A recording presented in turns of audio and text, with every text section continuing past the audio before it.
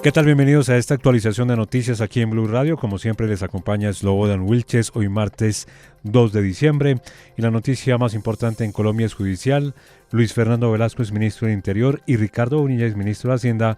Fueron imputados por 3 delitos dentro del escándalo de corrupción en la Unidad Nacional de Gestión de Riesgo. Según la Fiscalía, serían los cerebros de un entramado criminal que habría sobornado a varios congresistas a cambio de impulsar las reformas del gobierno en el Congreso. Los dos exministros, a los que se pidió casa por cárcel, no aceptaron los cargos que formuló la Fiscalía.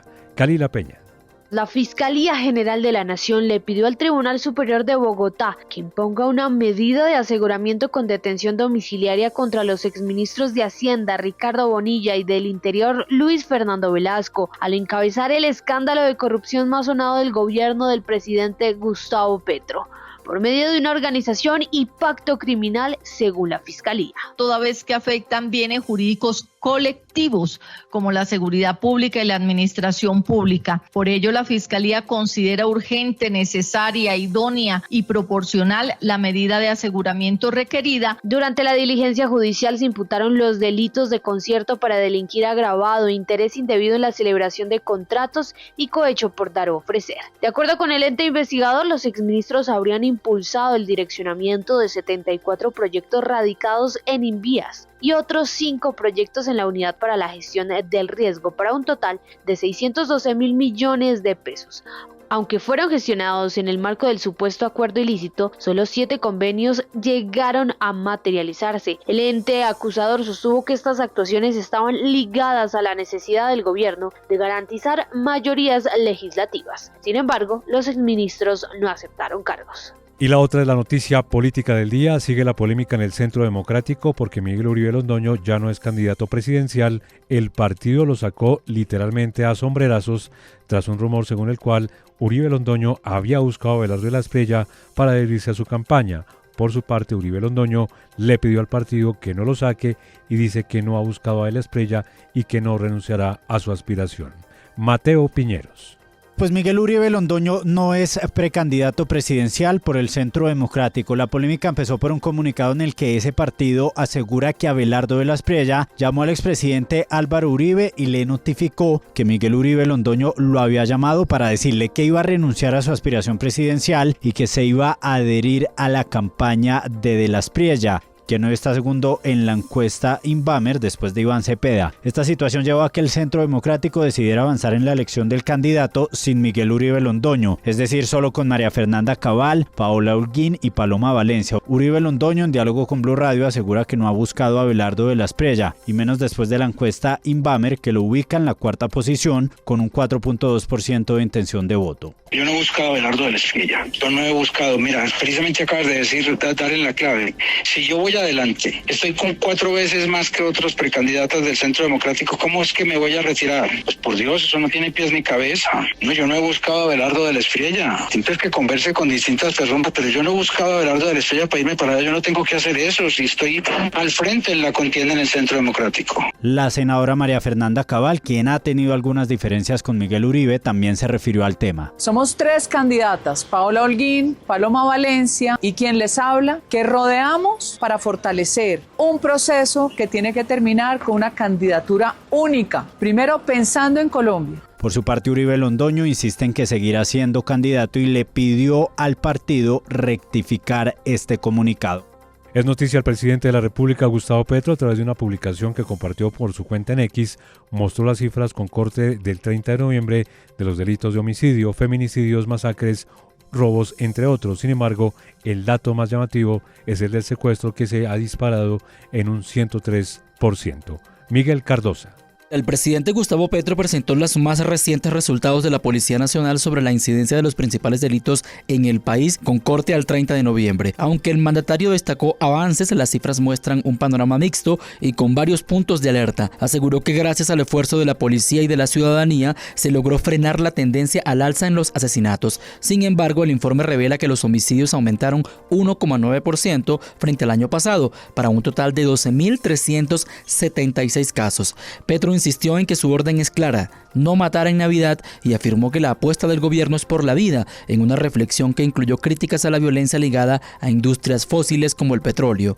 A pesar del aumento de los homicidios, el gobierno resalta que la tasa nacional se ubicó en 25,9 por cada 100.000 habitantes y que 310 municipios no registraron asesinatos este año. También hubo reducción en 16 departamentos y en 13 capitales, pero el tono optimista se desdibuja al revisar los delitos de mayor impacto. El secuestro aumentó más del 103% y las masacres subieron un 3,7% con 289 víctimas. Además, 97 policías fueron asesinados en los primeros 11 meses del año. Cambiamos de tema porque Avianca comenzó a normalizar su operación tras la contingencia que afectó parte de su flota.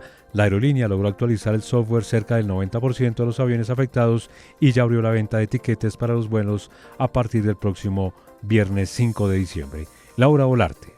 Gracias a la recuperación progresiva de la capacidad operativa, Avianca reabrió la venta de tiquetes para vuelos programados a partir del 5 de diciembre, luego de que Airbus ordenara actualizar el software de la flota, las aeronaves A320. La aerolínea confirmó que ya completó cerca del 90% de ese proceso, un avance que se da con el apoyo de la llegada del software desde Francia directamente de la empresa Airbus. Con los últimos aviones ya en proceso de actualización, la compañía espera recuperar la normalidad plena en las próximas horas. El balance de la afectación sigue siendo significativo. 233 vuelos han tenido que ser suspendidos o reprogramados, lo que impactó a 35.708 pasajeros, entre ellos 29.881 viajeros en rutas nacionales y que permanecen en Colombia. Frente a este panorama, Avianca aseguró que ningún usuario quedó sin opciones, puesto que se activaron alternativas como las reubicaciones en vuelos propios, conexiones con aerolíneas aliadas y reembolsos inmediatos para quienes optaron por cancelar sus trayectos. A la par, la aerolínea desplegó un plan intensivo de atención para enfrentar la congestión en los aeropuertos. Se reforzó la presencia del personal y se habilitaron zonas exclusivas para adultos mayores, familias con niños y personas con discapacidad. También se amplió la capacidad del contact center y del equipo encargado de reembolsos, y se abrieron, por supuesto, también los canales adicionales de comunicación, incluido WhatsApp.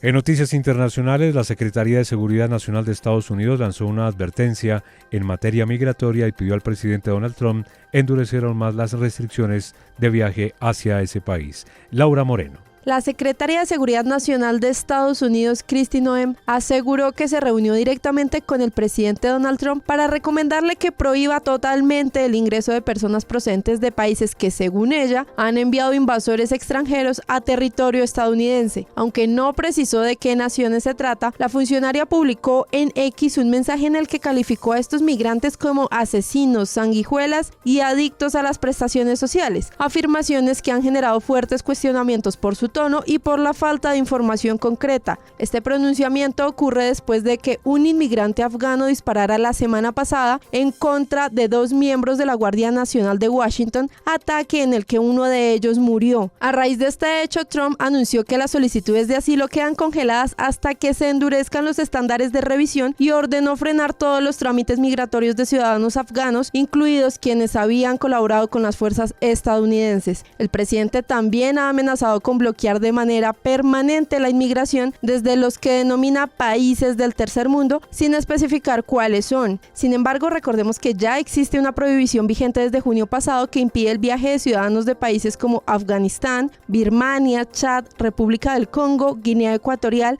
Haití, Libia, entre otros, además de restricciones parciales para personas de Venezuela, Burundi, Cuba, Laos y otros países. Y cerramos hablando de deportes porque Medellín y América se complicaron con el empate y le dejaron la clasificación a la final servida al Junior de Barranquilla. Juan Carlos Cortés. Empate que le sirve a Junior, que queda en solitario como líder del grupo A con 8 puntos. Fue un juego muy rocoso el del Atanasio, más disputado y peleado, y donde Medellín abrió el marcador por intermedio de Perlaza. Empató América sobre el cierre del primer tiempo tras un cabezazo de Johan Garcés, y la jugada impactante del partido ocurrió tras una disputa aérea donde Pestaña chocó cabeza a cabeza con Fridiseski y rompió al jugador del DIM, pero ambos jugadores fueron atendidos y pudieron seguir el partido. Cristian Barrios habló del punto que deja con vida a América de Cali. Como lo que hemos sido en este semestre, que no ha sido nada fácil, pero el equipo se ha sabido levantar de todos esos momentos no tan buenos.